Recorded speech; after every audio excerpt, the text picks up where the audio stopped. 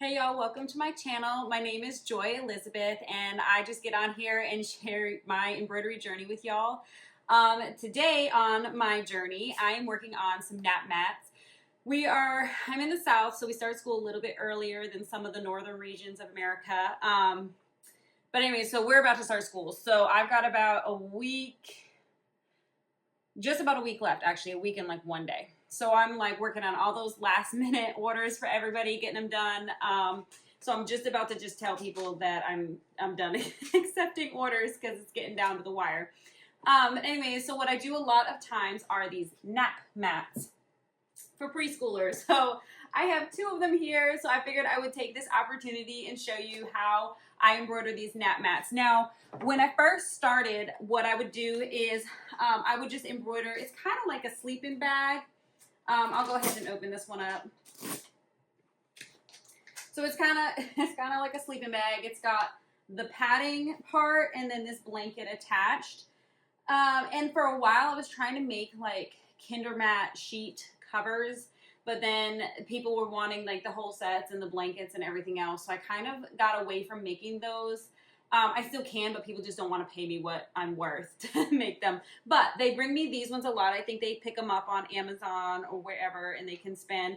This one is probably a cheaper one from Amazon if I were to guess. And this one, I'm not sure what brand it is, but this one definitely looks more high end. But the general makeup of them is the same. They're the padded bottom with the blanket attached. So people like these ones a lot. So with that one, there's no name thing, but with this one, let me just show you guys real quick. There's this plasticky name spot. So what I have come to do, and I tell people that I can either embroider straight on the pad, and what you want to do is basically in this bottom region, so when it's rolled up you can see the name, right? And some of them don't have this. They're like that other one that just they don't have that.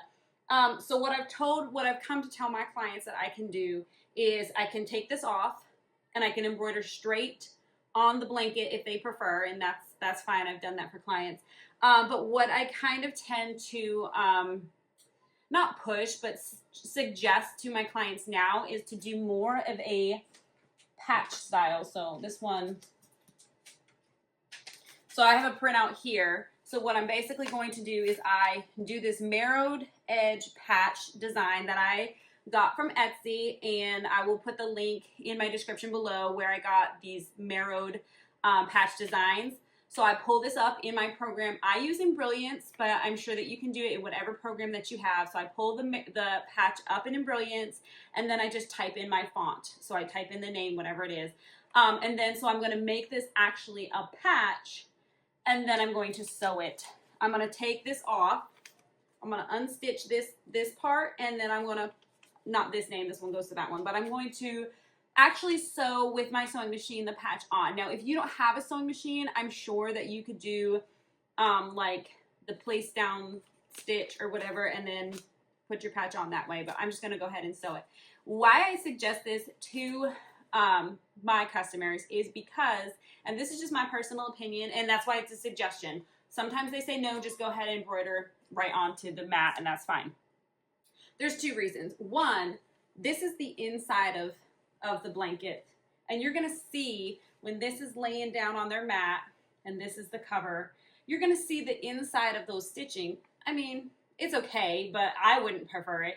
So if I sew it on, you just see the outline of where it's been sewed on. So personally, I like that better. But also, I think that doing the patch style is going to make this blanket more versatile for future, because they're only going to use it in preschool, at least where we are.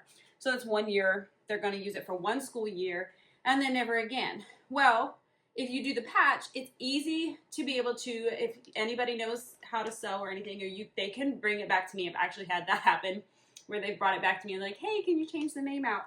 So you would just take off the patch.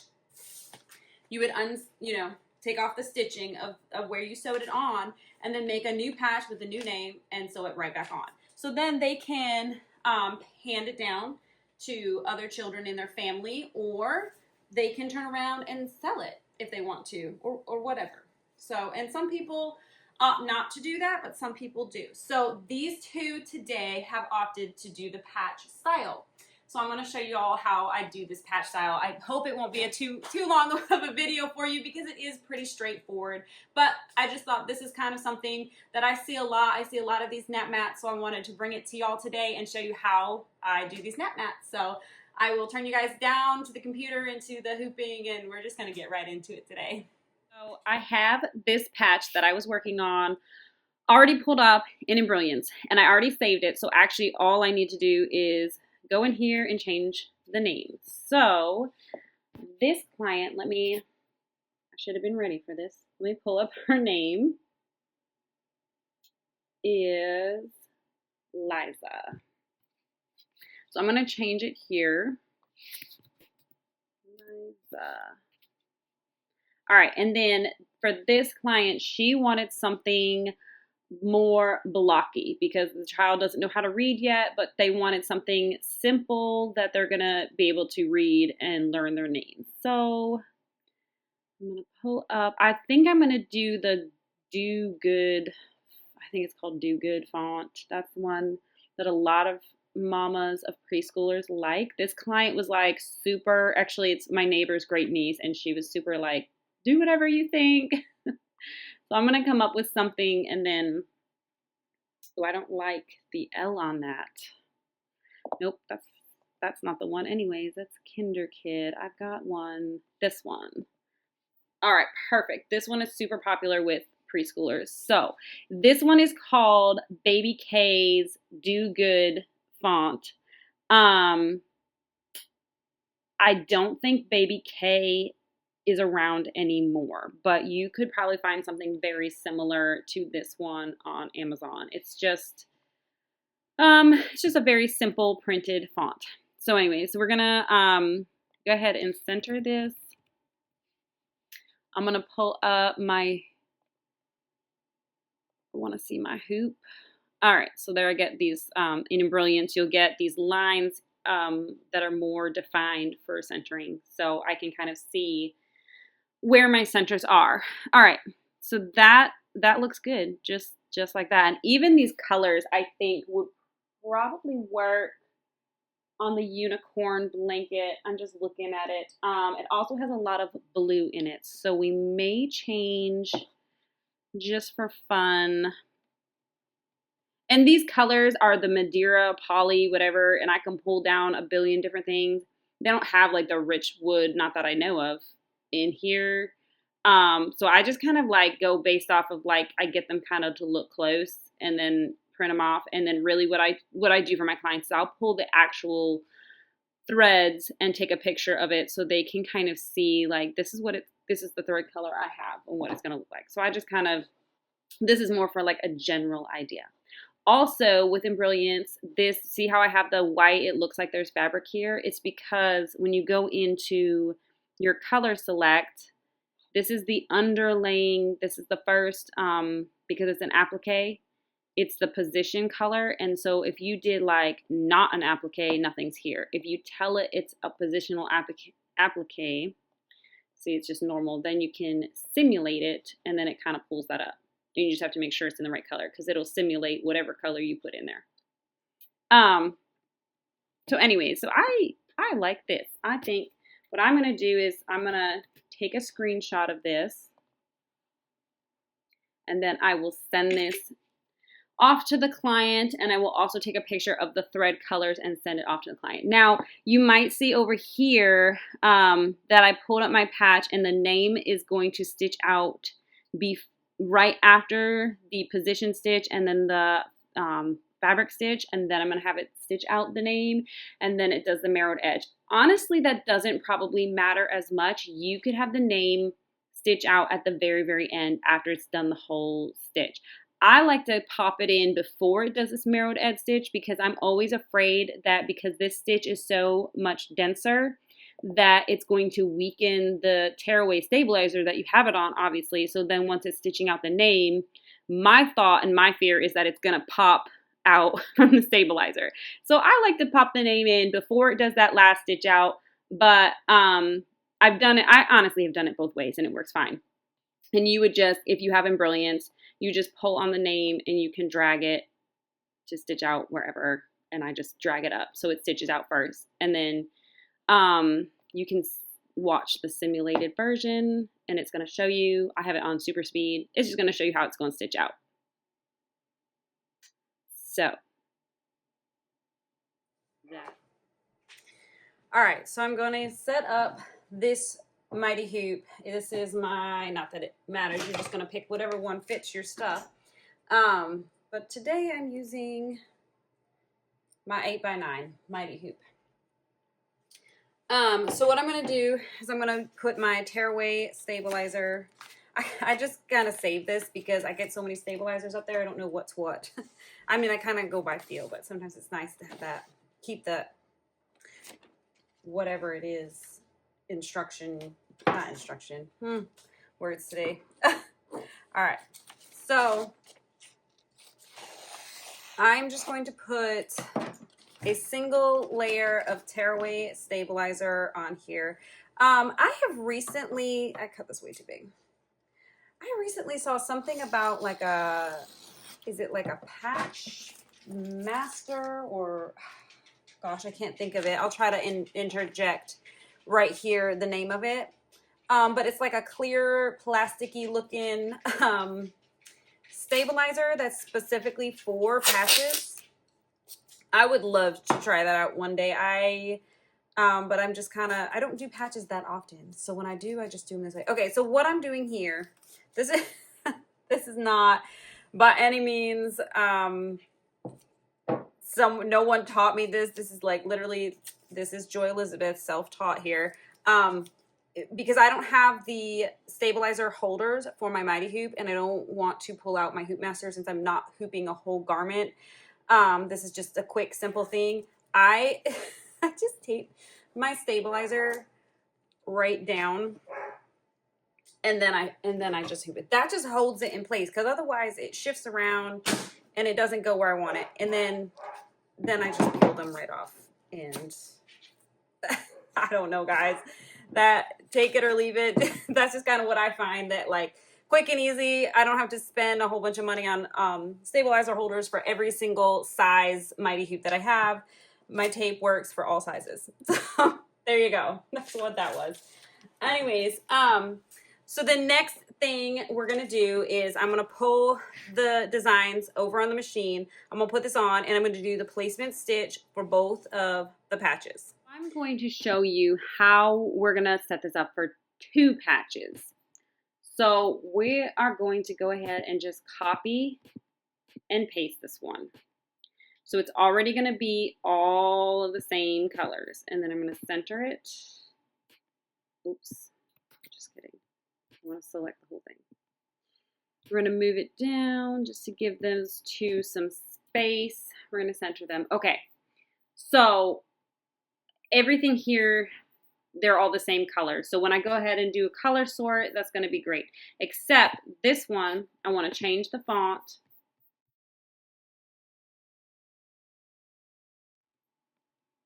Okay. So I know that's a little bit lower, but if it didn't have this swoosh on the bottom, I think that would be actually center. I want it to be a little lower because I want the same or similar amount of space to be above the K as is below the K, which actually could go down more, but then that would be too close. So I think that looks good. All right. The other thing is we do want the marrowed edge on this one to stitch out a different color because it is supposed to be a different color. And we don't want our machine to accidentally stitch them both out at the same time, same color. So, okay, so these are ready to be color sorted. Now, if you didn't have the ability to color, to go up here to utilities and come down and do color sort, the other thing you could do is drag these around so that the names we're going to stitch out together and the positions we're going to stitch out together and the materials we're going to stitch out. You could move, you could drag all of this around to stitch out in the sequence that you would like it to stitch out. The only other thing I'm going to do here, actually I'll do it after I do the color sort. Okay, so I am going to do a color sort. I'm going to open it in a new view. I'm going to pull down and make sure that everything is still in the right order. So it's going to stitch out the material placement stitch, the material stitch, the names, and then the 2 marrowed edge. My names are going to be stitched out in the same color, so that is fine. I can simulate it, make sure that it's going to stitch out right. Material, position, material, name. I should do the other name. Name. Okay. Blah, blah, blah. Name, name, name. Okay. Then it's going to do the marrowed edge for the top one and then the bottom one. Okay. So that's ready to go. The only other thing I'm going to do is I'm going to make sure that's position. I'm going to make sure that that is material. Okay, so it is assigned, because sometimes when you save it, it will erase things underlying stitches if they're not designated as positional and material or designated as applique. So anyways, this one is ready to save. So I just wanted to jump on again to Embrilliance and show you exactly how I would do multiple patches. If you're doing multiple designs, I would suggest getting the layer of Embrilliance that's going to allow for the color sort. So I would, if you're going to do multiple patches or you want to do multiple things like this, I personally like the color sort. Even when I'm doing, for instance, let me just pull up, since we're talking about it. Where is it? Come on. Where's the font that I use often? This one. So I use this JES academic tall letter. Okay. So anyways, this is the one I use for like all of my sporty high school fan shirts, right? So if it said like cheer, so I would pull it up, and then I should probably do this in a new screen so you can see it. Let's just drag over. Okay.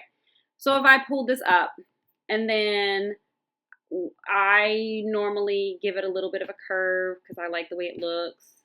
Okay, great. It's going to stitch out, you'll see, each letter. That's the first letter. That's the next letter. That's the next letter. I want it to stitch out all of the underlying stitch together, all of the, it would be the heat transfer vinyl in this case, and then the satin. I wanted to stitch it all out in those layers for all the letters at the same time. I don't want to do the C first, and then the H, and then the E, and then the E. And I don't want to do that. So I use color sort all the time when I'm doing these applique letters. So that if you're looking at Embrilliance, I can't speak to the other programs because I've never used them. I've only ever used Embrilliance. I absolutely love Embrilliance. I love that you can buy it in layers. So as you learn, you buy what you need. Okay, so I'm just switching out my colors to the colors I need. And while I'm doing this, I just wanted to kind of give you guys my suggestions for thread. Now, I have not tried all the threads on the market. And right here, I'm using one of my new Brethred, is that how you pronounce it? Threads, because it was the color that best matched the nat mat. So like if you see all of my threads behind me up on the wall and there's like 2 layers of them, the back layer is my older threads. All of my I first bought them from New Brethred, and then there's maybe a couple of other random brands up there that I just picked up off Amazon. They're okay. Like obviously this is the color I need, so I'm going to use it. And for this project, I don't really expect to have any problems with it at all. But yeah, they are prone to having more thread breaks and more issues. I kind of just, I used that brand from Amazon for years, and I just made it work. I would just, when my machine started beeping at me or whatever, I would just rethread it and go back 30 stitches or so or whatever and just restitch out. Oh, I'm tangled. I would just restitch out whatever needed to be restitched out or whatever. I just kind of like, I would just deal with it. And so they were okay. But yes, I did experience some. And with some designs that were more dense or whatever, you would definitely experience a lot more thread breaking. And then I switched to the Richword thread, which most of these on here, aside from like, I don't know if you can see, this one is a Madeira thread because it's that Vegas gold that I need for all of my high school. That's just the color I absolutely need. So that's the only one like from Madeira that I use because that's the only one that carried that color. And that one's great. I've gone through spools and spools and spools of that one. Madeira is great. That's the only color I've used. Sometimes colors can be finicky. You know, you can have like all the other colors in a brand will work, and then like your black is whatever, messed up. Or so that's just kind of my take on threads. Is I am not crazy about the new brothered thread, but I used it and I made it work for me.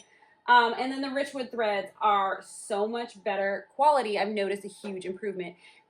I mean, yes, once in a while I'll get a thread break. Once in a while I'll get the splitting and stuff. But I don't know. To me, I just think some of that has to be normal. You're not going to have like a foolproof thread. Even with the Madeira, I've had issues from time to time doing the cheer. Not just the cheer, but all the sports shirts that I do. So that's just kind of my take on thread. I just kind of make things work. Like, I don't know. For years, I used the new brothered, and I made it work. But I do, price-wise, I'm sorry, I'm trying to figure out what, I think it's 3.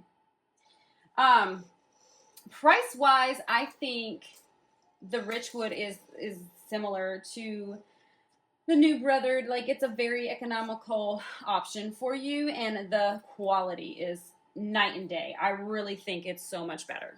So that's just kind of what I like to use, and take it or leave it. What other one am I on? 8. So yeah, so while I was switching these threads out, just because I noticed I was also using one of the new brothered ones today, I just kind of thought I would mention my take on threads, because I also was just having a conversation with a viewer who we kind of chat about different things, and she was asking me about thread. So I thought maybe y'all might want to know that too. So anyways, okay, so my threads are in here. I get my design in here. I did use the USB. I know it has the in-stitch ability, but sometimes personally, my wireless is just not that fast. So sometimes this is faster for me sometimes. I do it both ways. So. But today I'm using the USB. Okay.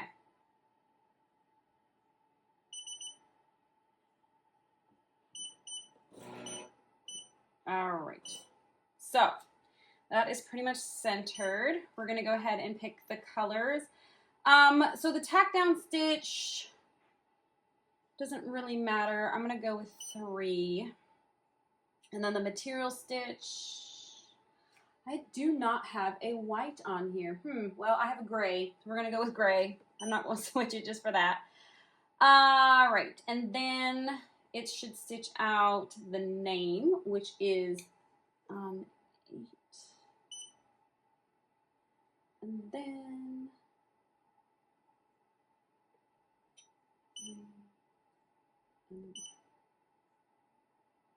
okay, and then we're going to do this little applique flowery thing. I'm just going to go ahead and put it on all of them. Doesn't need to be on all of them. You could also set it to manual so that like it would stop. I think it's this button here. That's the automatic and manual button. But anyways, I just went ahead and made them all applique. Okay, so I just have to thread these needles and then it's ready to stitch out. Goodness gracious, I thought I recorded a whole section and I didn't. So I'm already working on trimming away some of the fabric that was here. But I missed a whole section where I was explaining to you what I did to this fabric. So there is on the back side, I did go ahead and iron on like a heat and bond, an adhesive, and that is just going to keep things from fraying as it's stitched down. But then this design also has a really nice, I don't know if it's all marrowed edge. This is the first marrowed edge patch that I've ever done.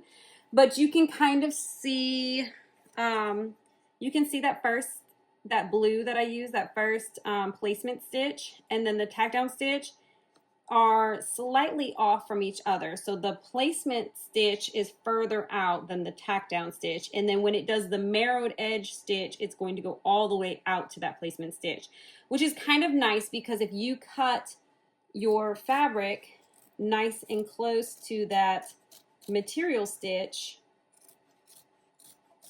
and you can still see that tack down stitch, it's gonna cover all of this edge of this fabric really nicely. I really like this particular patch design. So anyways, I had already explained all of this and then realized that I didn't record didn't record any of it. So anyway, so I'm just working on trimming away. I'm gonna pop this off to get that back one, and then I will go ahead and finish stitching out the names and then the marrowed edge, and then these patches will be ready to go ahead and sew on. This, if you were going to do an iron-on patch, you would want some kind of adhesive. I found this Hot Flex one on Amazon that is a little bit, I don't want to say it's stronger than the Heat and Bond, but I don't know. I used this one for some hats that I did, and it worked really, really well. But you could go ahead and use the Ultra Hold Heat and Bond too if you want to do that. I usually save the Heat and Bond more for like applique, and then for the back of patches, if I'm going to iron on patches, I like to use this Hot Flex. But today I'm not going to be using the Hot Flex because we're actually going to just be sewing them right onto the net mats.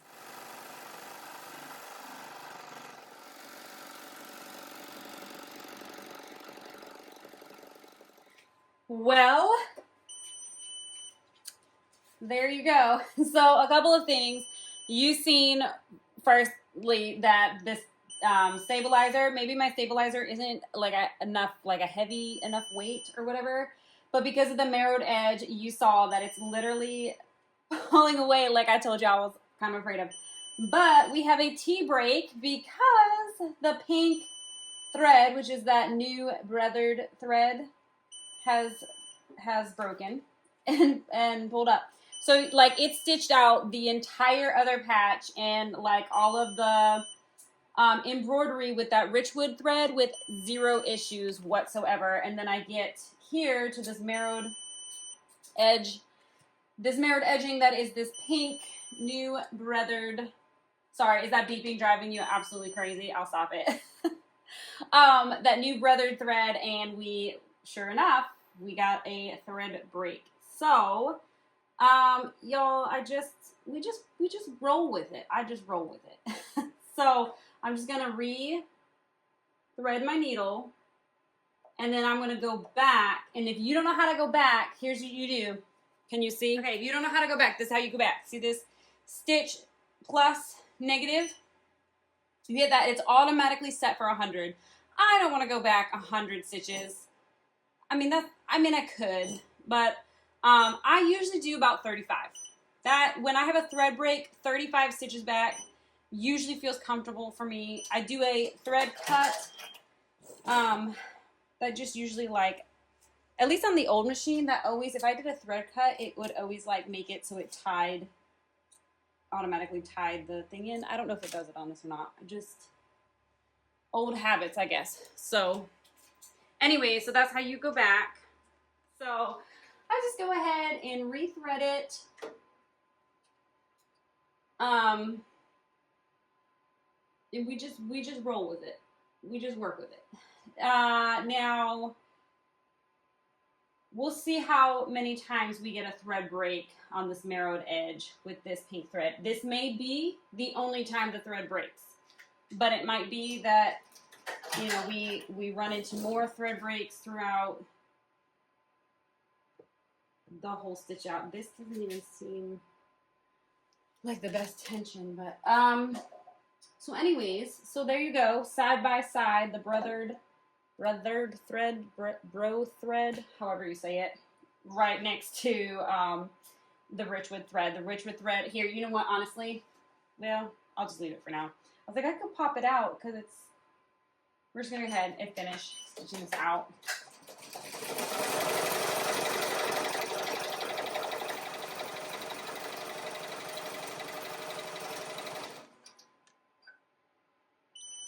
I was about to move my camera in closer and it went ahead and broke again.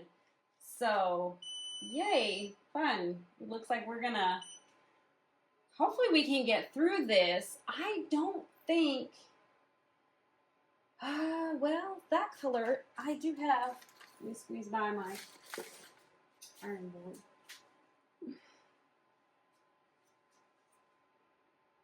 This color is close. So let me, I might switch out the thread. Let's see how far we can get with this. And if I end up having a lot more thread breaking, we might switch it out. And then I might, we'll figure it out. I'd hate to like go back. If I'm going to do it, I should do it probably now because it's only stitched out about that much. Because then I could take out this little bit of marrowed edge stitching and try to stitch it with a new color. So I kind of need to make a decision, don't I?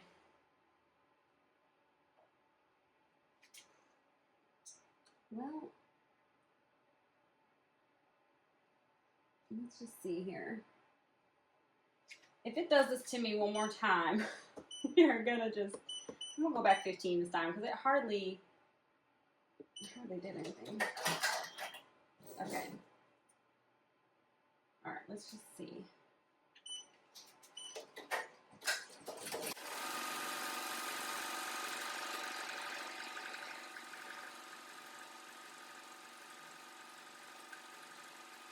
I can literally hear it, you know, it's like, it doesn't look like it's cutting it, but you can like, I don't know how to explain it. I can like hear it.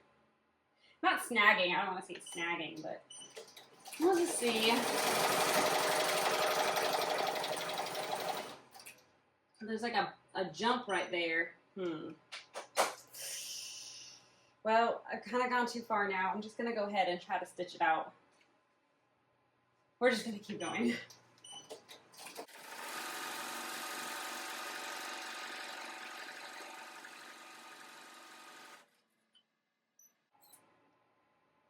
Y'all.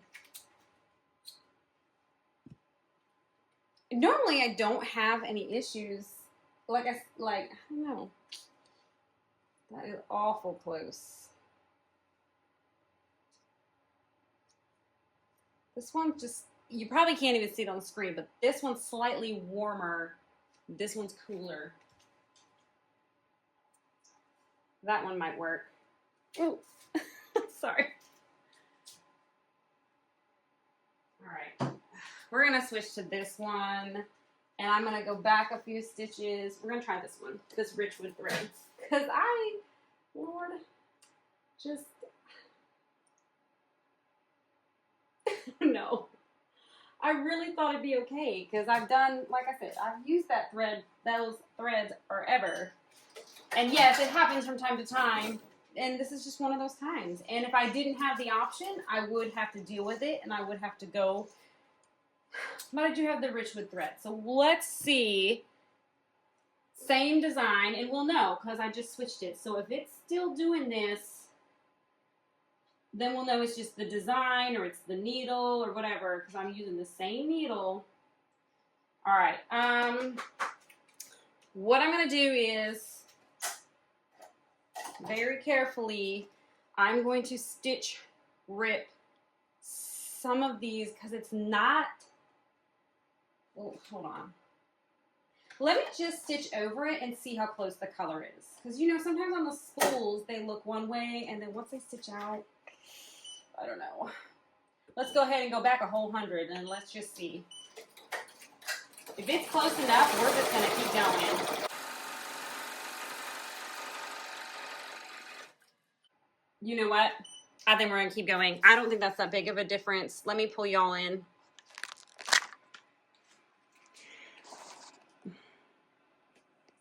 See where that little, sorry for the shake, this little string here is where it started. I don't think that's that big of a difference. We are just going to, we're going to keep going. We're just going to go ahead and stitch the rest of this out.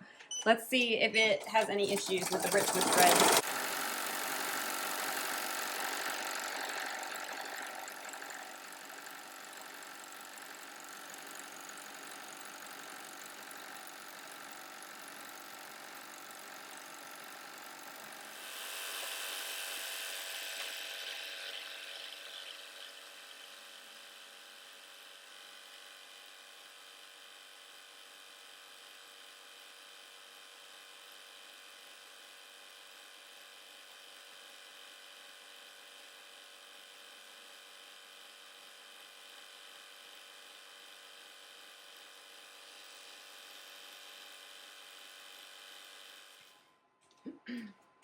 Well, there you go.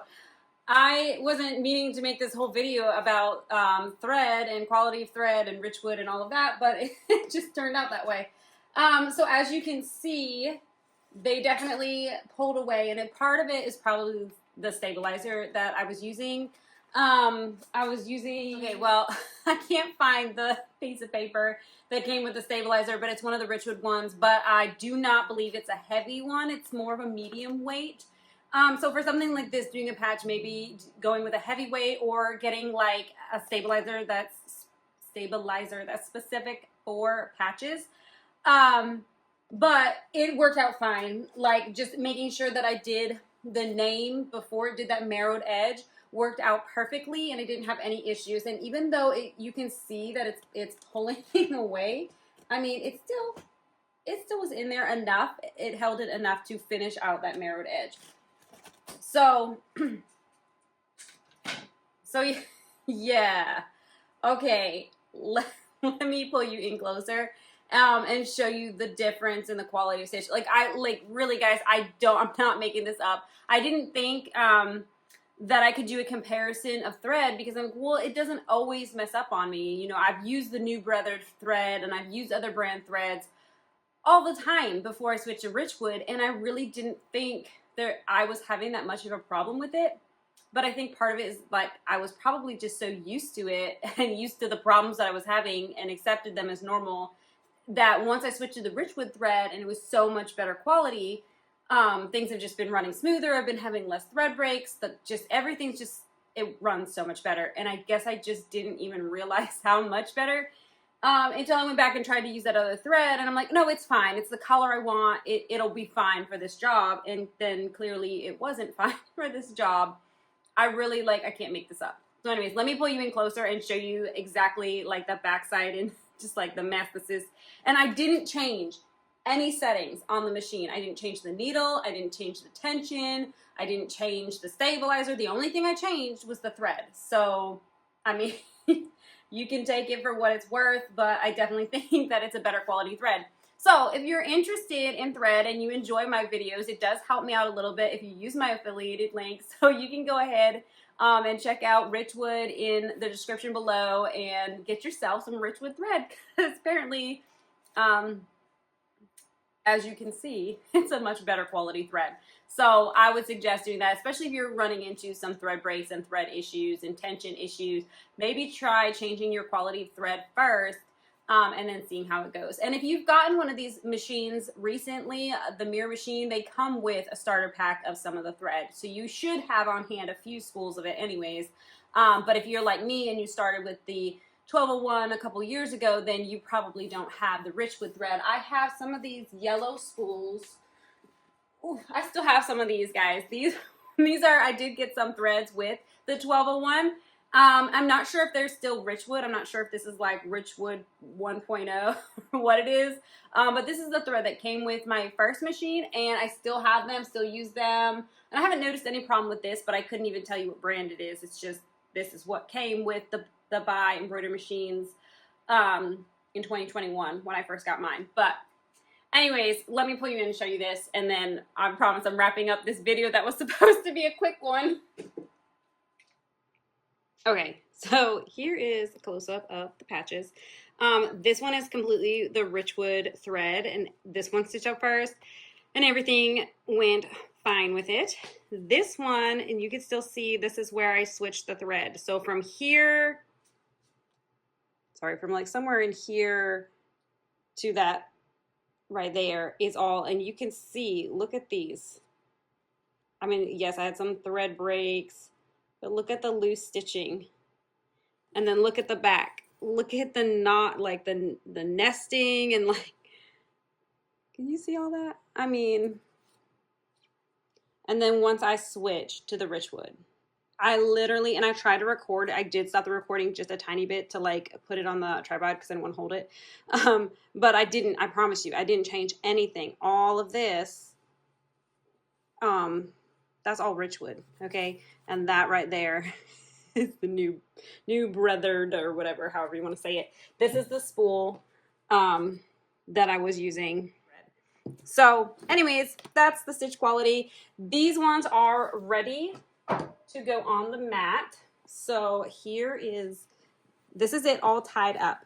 Okay, and so it's going, this one is going here, so that when it's all tied up, you can see it. I'm not really sure how a preschooler is going to be tying this up. Hopefully their teacher helps them. Whatever. My kids are older now. It's so sad. So it has a pillow built in and everything. This would be the bottom edge. Now, if I just, it's padded, and I could absolutely embroider the name straight through the padding, but then you're going to see, you would see the stitching on the back side. When I sew this patch on, and it's going to be tricky to get all this padding through my machine, which is nice that I have the Baby Lock Allegro that has a bigger throat space to help me with that. So I will just go ahead and stitch this on. And then on the back side, you're just going to see the outline of the stitching. So it's just going to kind of look like a quilted version on the back side. And I will just make sure I tuck all of these in, all these things in, and it'll be fine. So yes, but if you don't have a sewing machine that you can do this with, my suggestion would be to use the, probably if you can, pull out the placement stitch and like, I would copy and paste it maybe and have a double of it. So then like put this, hoop this, do the placement stitch, put this over the placement stitch, and then do that placement stitch again, and that would probably put it on. That's what I would do if I wasn't planning on using my sewing machine. I'm just gonna go ahead and use my sewing machine so I don't have to work on the computer and figure all that out. But that would be one way to do it if you didn't have the if you didn't have a sewing machine that you could do this with. So, but I'm gonna go ahead and sew it on, and then these mats are going to be ready for my clients. The other one already has this plastic thing. And this is just like so cheap, right? Like this probably, I'm telling you, this is a cheaper one. So I'm just going to take my stitch ripper and gently pull this out, and then put this in its place. So, and that's it. And these two will be ready for their little kids.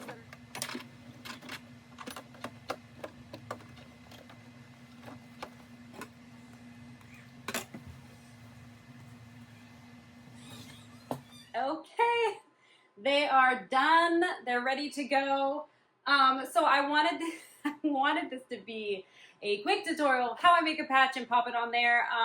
But I just couldn't help myself of going into detail of how I do it on the computer, how I would design the patches, and then we ran into all of that jazz about the thread and the thread quality and the brands, which I promise you I was not intending to do. But you know, I'm glad it happened, because it was one of those things that like I knew was a recurring question about, you know, thread quality and stuff. And I'm like, you know, I really can't make it happen. Like I really can't make my machine mess up or my threads, you know. So the fact that it happened just kind of worked out for this video to kind of show you guys, if you're struggling and you're not using a quality thread like Madeira or Richword, you know, that could be it. So try that first. If that doesn't work, then I would definitely get yourself online and start talking to the techs from Buy, because I know like a lot of people will come to me and ask me questions, and I do my best to answer you, but I don't know your situation.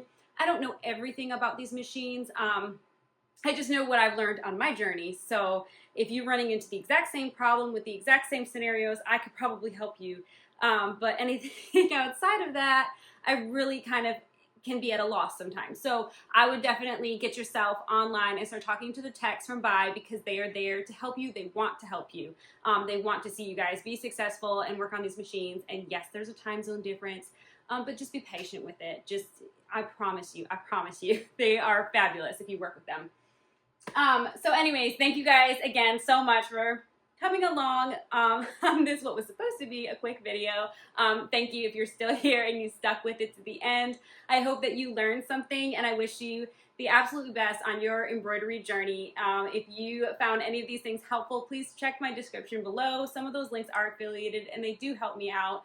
You can get yourself some free shipping on MightyHoops. You can get yourself $100 off on a buy embroidery machine if you are in the market for one. And then check out the Richword website where I get all of my stabilizers now. I get all of my threads there now, my bobbins and needles and everything else that you could possibly need. I am still using some things that I used to get on Amazon, but I really am starting to just kind of turn over to Richword because I've seen the difference in the quality and I'm very happy with it. And so I'm just a loyal customer. And I promise you that I really can't lie. Like I can't get on here and tell you something's great if it's not. It probably would be all over my face. Like I can't hide my emotions at all. So I promise you, I'm not making it up. I really do think that this is good quality, and I hope that you take my recommendation to heart and try it out for yourself. Don't just take my word for it, because you may have a different experience. But anyways, thank you again so much. I love you all, and I hope that you have a fabulous day, and I wish you all the best in your journey.